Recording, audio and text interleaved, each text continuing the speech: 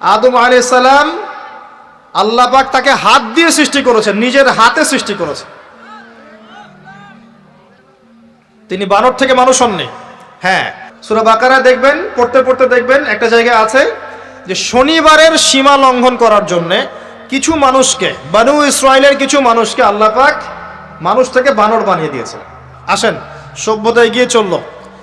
সভ্যতা দুটো শক্তি, আল্লাহর বিধান, আল্লাহ নাজিলকৃত পবিত্র তাওহীদ, এবং অপর সাইডে আছে শয়তানের শিরক।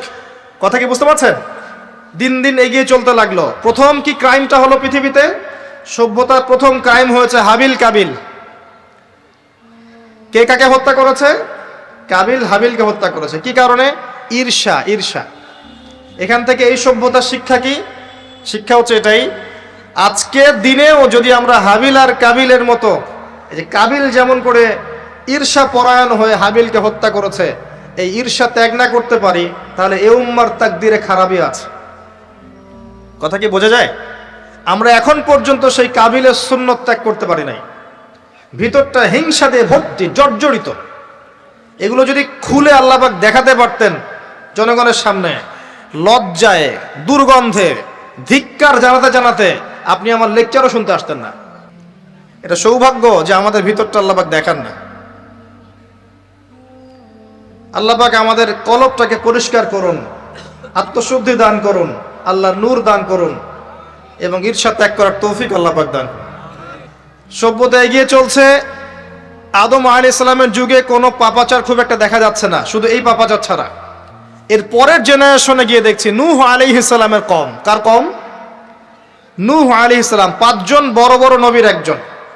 5 জন বড় বড় নবীর নাম নূহ আলাইহিস সালাম, ইব্রাহিম, মূসা, ঈসা, মুহাম্মদ সাল্লাল্লাহু আলাইহি ওয়াসাল্লাম। তো নূহ আলাইহিস সালামের যুগে কি? শিরক। প্রথম শিরকের পাপ মানুষ দেখলো। ইয়াগুস, ইয়াউক, নাসর, এরকম কিছু মূর্তি ছিল। এই মূর্তিগুলো তার উপাসনা করা শুরু করলো। বাই দ্য ওয়ে, এই মূর্তিগুলো কিন্তু তারা হাতে তৈরি করে নাই। আমার কথাটা ভালো করে বোঝেন। এই মূর্তিটা তারা আসলে অটোমেটিকলি হাতে তৈরি করে নাই। এই মূর্তিটা তৈরি করার পিছনে শয়তান তাদেরকে ওয়াসওয়াসা দিয়েছিল। কি ওয়াসওয়াসা দিয়েছিল? এই ব্যক্তিরা ছিল আগের সময়কার বুজুর্গ ব্যক্তি। বুজুর্গ ব্যক্তি বোঝেন? পরেশগার বুজুর্গ ব্যক্তি। তো শয়তান এদেরকে বুঝিয়েছিল, যদি তোমরা বুজুর্গ ব্যক্তিদের, আল্লাহওয়ালা মানুষদের মূর্তি তৈরি করে মসজিদের বাইরে রাখো, তাদেরকে দেখলে তোমাদের ইবাদতে মনোযোগ বাড়বে। শয়তান এই ওয়াসওয়াসা দিয়েছিল। ওই জেনারেশন তাই করলো। ওই জেনারেশন যখন চলে গেল, পরের প্রজন্মকে শয়তান ওয়াসওয়াসা দিল, আরে মসজিদের বাইরে কেন, ভেতরেই রাখলে হয়। তারা ভেতরে নিয়ে আসলো। এই জেনারেশন শেষ হয়ে গেল। তারপরে আরেকটা জেনারেশন আসলো, ওদেরকে শয়তান বুঝালো সরাসরি এদের কাছে চাইলেই হয়। শিরক শুরু হলো। আপনি কি বুঝতে পারছেন কিভাবে শিরক শুরু হয়েছে বিশ্বে? এবার নূহ আলাইহিস সালাম 950 বছর তার কওমকে দাওয়াত দিলেন, শিরক ছেড়ে দাও, শিরক ছেড়ে দাও। কত বছর? 9টা শতাব্দী, 9.5 শতাব্দী তিনি তার উম্মাহকে দাওয়াত দিলেন, শিরক ছেড়ে দাও। তার স্ত্রী পর্যন্ত তার কথা শুনলো না, তার ছেলেও তার কথা শুনলো না। দাওয়াতটা কেমন ছিল? আমাদের মতো এই যে লাক্সারিয়াস বসে বসে দাওয়াত দেয় এমন নয়। দাওয়াতটা এমন ছিল, নূহ আলাইহিস সালাম নিজেই বলছেন, ইন্নী দাআউতু কওমি লাইলা ওয়া নাহার। আল্লাহ, আমি আমার কওমকে দিন রাত দাওয়াত দিয়েছি, দিন রাত 24 ঘন্টা। ওয়ালাম ইয়াজিদহুম দুআই ইল্লা ফিরারা। আমার দাওয়াত শুনে মানুষ খালি পালিয়েই গেছে, পালিয়েই গেছে। এরকম করে দাওয়াত দিয়েছেন, এমন ভাবে দাওয়াত দিয়েছেন, শেষে সমাজের মানুষ শুনছে না, পরিবারের লোকও কথা শুনছে না। তখন হাত উঁচু করে বলছেন, রব্বি আন্নী মাগলুবুন ফান্তাসির। আল্লাহ, আমি পরাজিত, আমাকে সাহায্য কর। তখন আল্লাহ পাক প্লাবন পাঠালেন, ধ্বংস হয়ে গেল জালেম। আর যারা মুমিন তাদেরকে আল্লাহ পাক উদ্ধার করলেন কিস্তিতে করে। সভ্যতার সংকট বুঝতে পারছেন? সভ্যতার সংকট মানে হচ্ছে শিরক। যখন সভ্যতায় শিরক এসেছে, আল্লাহ পাক তাওহীদ পন্থীদেরকে বাঁচিয়েছেন, মুশরিকদেরকে ধ্বংস করে দিয়েছে। এবং এই মুশরিকদেরকে আল্লাহ পাক পরকালেও জাহান্নামের আগুনে জ্বালাবেন, আর তাওহীদ পন্থীদেরকে আল্লাহ পাক পরকালে জান্নাত দিবেন ইনশাআল্লাহ। একটা সভ্যতা আসলো যার নাম সামুদ। তাদের নবীর নাম সালেহ আলাইহিস সালাম। তারাও আদ জাতির ভাই, ওরাও ফিজিক্যালি অনেক স্ট্রং ছিল। একইভাবে নবী দাওয়াত দিলেন, তারা কবুল করলো না। আল্লাহ পাক ওই মুমিনদেরকে উদ্ধার করলেন, বাকিদেরকে বজ্রপাত দিয়ে ধ্বংস করে দিলেন। কি দিয়ে ধ্বংস করলেন? বজ্রপাত। বজ্রপাতের প্রচন্ড শব্দে কর্ণঘোর ফেটে গেল, তারা তাদের ঘরের সামনেই পড়ে থাকলো। এটা একটা কম ছিল, যেই কমটাকে বলা হয়েছিল যে সময় আছে তোমাদের সামনে, তোমরা চাইলে তওবা করে ফিরে আসতে পারো, অথবা 3 দিন ভোগবিলাস করতে পারো, ধ্বংস আসবে, আযাব আসবে। ওরা বলেছিল বরং আমরা 3 দিন ভোগবিলাস করে নেব। কোন সম্প্রদায়ের সাথে এই আকীদাটা মিলছে? বর্তমান যুগের কোন সভ্যতার সাথে এই আদর্শটা মিলছে? কথা কি বুঝতে পারেন? কারা শিখায় মানুষকে খাওয়া দাওয়া ফুর্তি করো, খাওয়া দাওয়া ফুর্তি করো, কালকের কি চিন্তা, আজকেই বেঁচে নাও? কারা শিখায়? এই যে সালেহ আলাইহিস সালামের কওম এমন ছিল, তওবা করে ফিরে আসো। ওরা বলছে না, 3 দিন সময় আছে, খেয়ে নিয়ে ফুর্তি করে নেব। জেনা, মদ, খাওয়া দাওয়া সব চললো।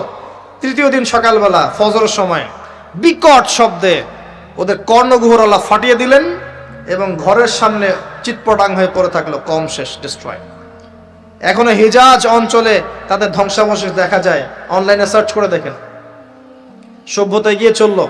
আপনি কি সভ্যতার এগিয়ে যাওয়ার মধ্যে মিল পাচ্ছেন? কোনো একটা কমন জিনিস পাচ্ছেন? প্রত্যেক সভ্যতা আল্লাহ পাক ওহী নাজিল করেছেন, রাসূল পাঠিয়েছেন, আনুগত্যের দিকে আহ্বান করেছেন। যারা করে নাই ধ্বংস, যারা করেছে সফল। সভ্যতার সংকট। সভ্যতা এগিয়ে যেতে যেতে একটা কওম আসলো, যার নাম হচ্ছে শুআইব, কওমে মাদিয়ান। কি নাম? কওমে মাদিয়ান। শুআইব আলাইহিস সালামের কওম। শুআইব আলাইহিস সালাম একজন নবী ছিলেন, যিনি তার মেয়েকে মূসা আলাইহিস সালামের সাথে বিয়ে দিয়েছিলেন। ওইদিকে আমরা আসছি ইনশাআল্লাহ। শুআইব আলাইহিস সালামের কওমের অপরাধ ছিল, এরা মাপে কম দিত, ঠিক রমজান মাসে আমাদের কিছু ব্যবসায়ীর মতো। কথা কি বুঝতে পারছেন? ওরা অপেক্ষায় থাকে কখন রমজান আসবে, তার আগে সব সিন্ডিকেট করে ফেলবো, কৃত্রিম সংকট তৈরি করব, মানুষ তারপরে আমাদের পিছনে হন্য হয়ে ঘুরবে, তেল পাবে না, ডাল পাবে না, চাল পাবে না, এবং গভর্নমেন্টকে বিব্রত করবে। এভাবে গভর্নমেন্টকে বিব্রত করে ফেলে। মাপে কম দেওয়া, ডাকাতি করার কারণে আল্লাহ পাক কি করলেন? আল্লাহ পাক এই মাদিয়ান জাতি ইতিহাসে প্রথমবার, সভ্যতায় প্রথমবার এই মাদিয়ান জাতিকে আল্লাহ পাক ভূমিকম্প দিয়ে ধ্বংস করেছে। ভূমিকম্প দিয়ে আল্লাহ পাক ধ্বংস করেছেন ওয়ার্ল্ড হিস্ট্রিতে প্রথম এই মাদিয়ান কওমকে। আর এই ভূমিকম্প আখিরুজ্জামানেও আসবে, বড় বড় 3টা, একটা পূর্ব দিকে, একটা পশ্চিমে, আর একটা বিশ্বের মাঝখানে। অপেক্ষা করতে থাকেন এবং প্রস্তুতি গ্রহণ করতে থাকেন। মূসা আলাইহিস সালামের কওম আসলো, বনু ইসরাইলের ঘটনা আপনারা জানেন। এর আগে একটা স্কিপ করে গেছে, ওইদিকে আসছি। এর আগে ইব্রাহিম আলাইহিস সালাম ছিলেন, মনে আছে? ওই যে নমরুদ, ইব্রাহিম আলাইহিস সালাম বাবা তার আহ্বানে সাড়া দিচ্ছে না, বাড়ির থেকে চলে গেলেন, স্ত্রী সারা কিনে চলে গেলেন, সেখানে থাকা শুরু করলেন। পরে হাজারা আলাইহিস সালামকে বিয়ে করলেন, সেখান থেকে আবার মক্কা, সেখানে সন্তানকে জবাই করার ফিতনা, পরীক্ষা, সফল হলেন, প্রত্যেকটা ক্ষেত্রে সফল হলেন। আল্লাহ রাব্বুল আলামিন তাকে বলেছেন যে ইব্রাহিম একাই একটা উম্মাহ। আল্লাহ পাক তাকে অগ্নি পরীক্ষা নিলেন, অগ্নি পরীক্ষাতেও তিনি পাশ করলেন। নমরুদকে আল্লাহ পাক ধ্বংস করলেন, ইব্রাহিমকে বিজয়ী করলেন। বলেন সুবহানাল্লাহ। সভ্যতার একই চিত্র। এবার মূসা আলাইহিস সালামের সময় আপনি গিয়ে দেখবেন, ফেরাউনকে আল্লাহ পাক দলবল সহ ডুবিয়ে মারলেন। মূসা আলাইহিস সালাম বনী ইসরাইলকে আল্লাহ পাক উদ্ধার করলেন। একই চিত্র। সভ্যতার সংকট, বুঝতে পারছেন?